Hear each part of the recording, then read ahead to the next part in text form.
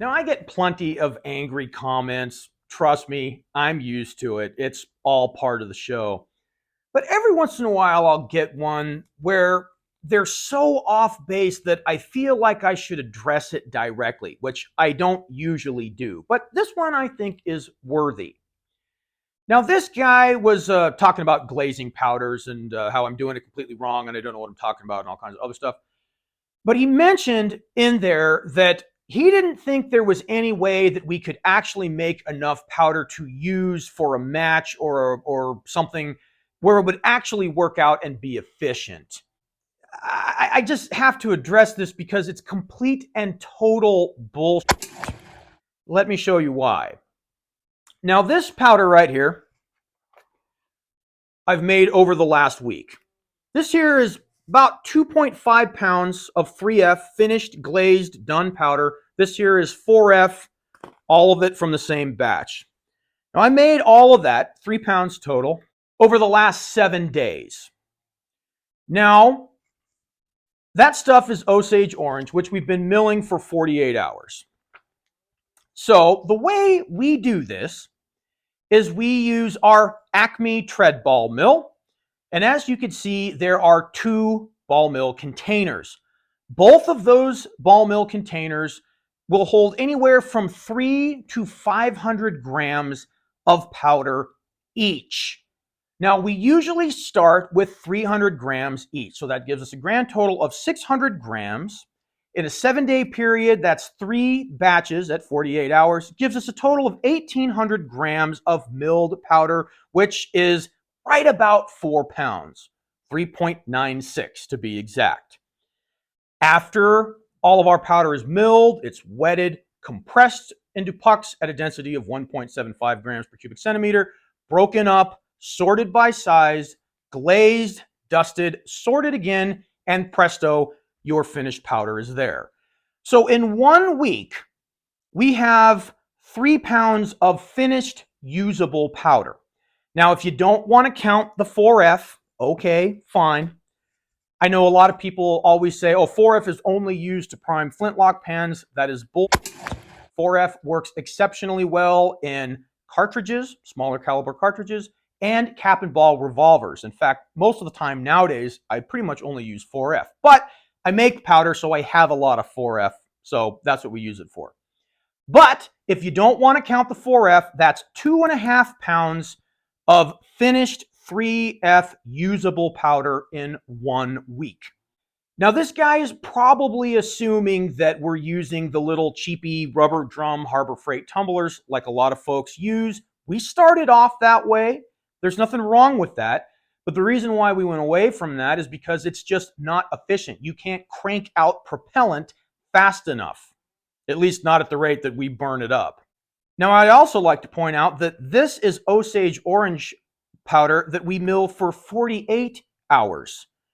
When we were using Cottonelle over the last several months, we only have to mill that for 24 hours. So on Monday at 0700, we turn the mill on, and every 24 hours, we're cranking out 600 grams, 1.1 pounds. After 5 or 6 days, we have 6 or 7 pounds. So after we compressed that, sorted and everything, we were having at least 5.5 pounds of finished powder. So having the longer mill times is kind of a bummer because it does cut your production in half.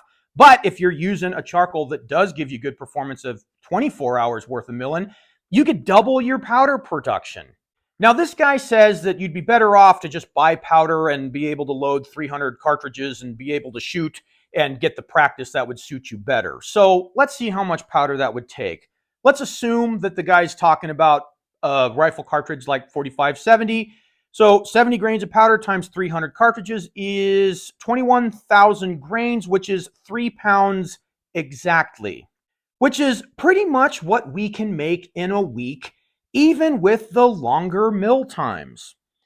Again, when we were using Cottonelle and balsa, we could double that number in a week because we could speed up the process. Every 24 hours, we've got 600 grams, a little over a pound, of milled powder. So the whole idea that I make powder because I want people to think I'm cool, as the guy says, is ridiculous.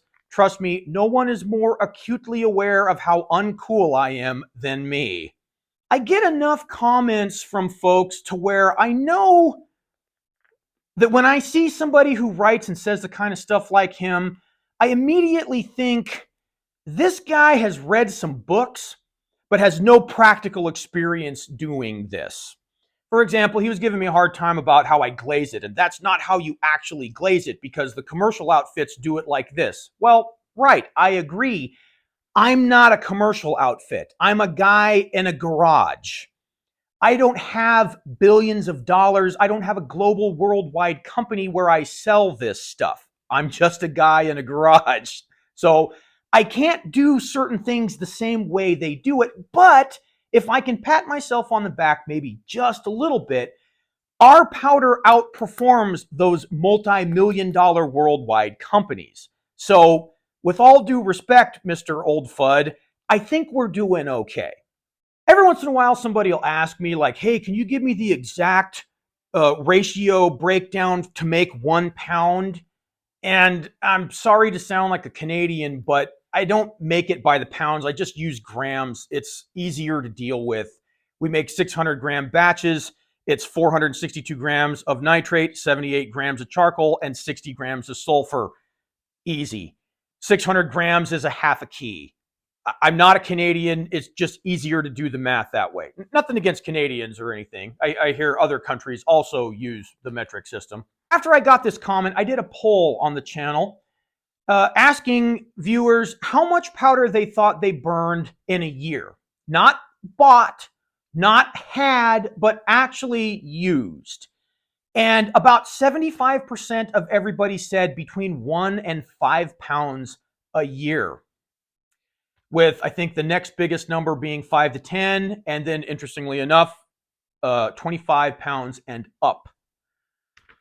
So if you're someone like me that makes their own antique muzzleloading propellant, you can get a treadmill, go to the hardware store, make a couple of ball mill containers, spend $80 on some brass media that will last you forever. And depending on your carbon source, you can make 6 or 7 pounds a week, which out of the 1,700 people that answered my poll on the YouTube thing there is more than most people use in a year. So again, the whole idea of, oh, you just do this to make people think you look cool, which is absurd. You don't actually use it. This isn't efficient. Sorry, man. Absolute bull. I'm afraid you don't really understand how incorrect you actually are. So as usual, folks, if you thought this video didn't suck, do me a favor and hit the like button. Consider subscribing. And if you did think it sucked, go make your own damn video.